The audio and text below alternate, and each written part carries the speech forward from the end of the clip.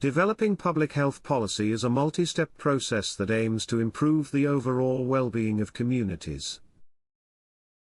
In UK, the development of public health policy is a structured process that is divided into two key phases such as planning and implementation.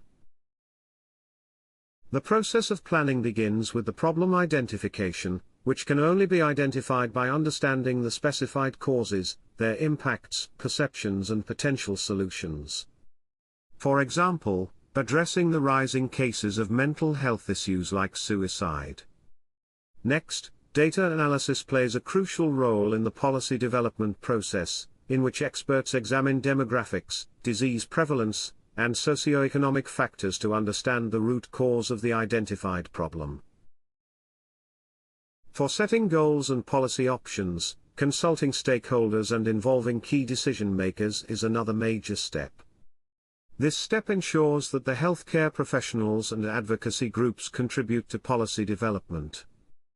And once goals and objectives are defined, policymakers develop the policy and submit this draft for review and approval by the relevant government departments.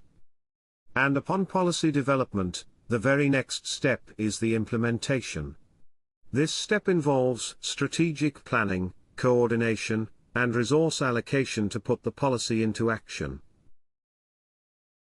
Whereas, decision-making is also crucial to selecting the best solution for achieving the policy's goals.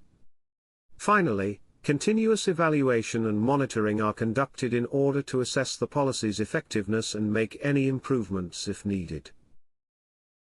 This ongoing review ensures that the policy remains relevant, responsive, and aligned with the changing needs of the population.